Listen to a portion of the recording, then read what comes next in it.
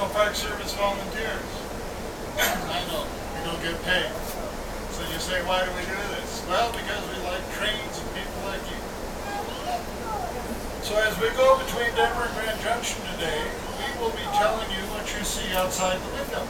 Alright, ladies and gentlemen, at this time, just let you know that the dining car is closed for all services for breakfast this morning. Again, the dining car is closed for all services for breakfast this morning.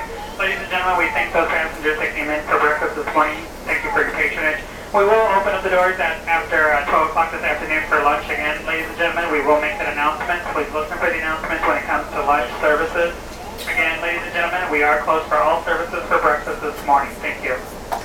So that's what our job is, to let you know some exciting stories about things like train robberies, criminals on horseback, dead people that aren't dead because there's a grave that nobody hid in.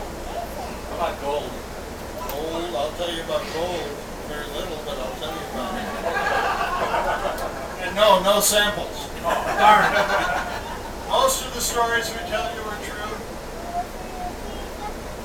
Some aren't, maybe. We will attempt to answer all questions that you ask. If we don't know the answer, we'll make one up. Usually the answer we make up is more exciting than the true answer. What we really want to do, and our goal is to make your trip more enjoyable, see what you're seeing outside. We don't talk all the way because that would be boring. I have a few jokes I like to tell along the way. I know, 23,000 comedians out of work in Denver, you get stuck with me. Well, that's the way it is. So, we have a program for the young ones, and I don't see any young ones, but it is the Junior Ranger program. So if you're interested, we can make you a Junior Ranger if you complete the work in the workbook and give you a badge. We even swear you in standing right here in front of everybody. So that's kind of the program between here and Grand Junction. When we get off in Grand Junction, we will try and give you some photo alerts along the way, because I've been doing this for 7 or 8 years. Kind of know where those are. And Carol is an expert, by the way, on when we get into the Glenwood Canyon, on the building of that beautiful highway. She'll be doing that for you.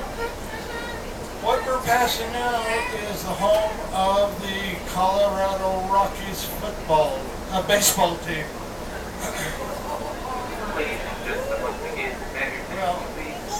Folks, we're just finishing up watering the very, very last car on the train. This water allows you to use the restroom and other facilities on the train.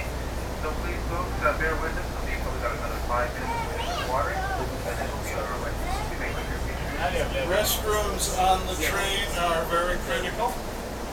Yeah. So this is the home of the Colorado Rockies. If you look carefully, you will see purple seats. That marks 5,280 feet in height. That's why Denver is called the Mile High City.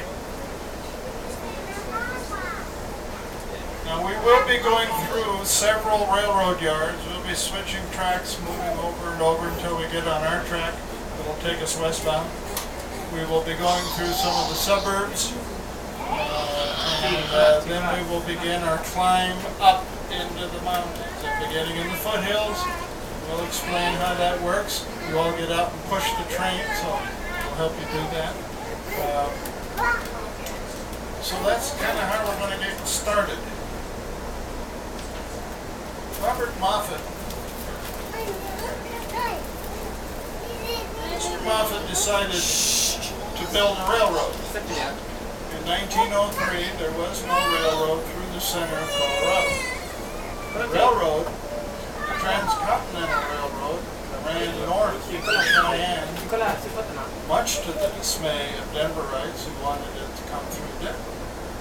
So the way that you got to the west was to go up to Cheyenne, pick up the train, or you could get on the train.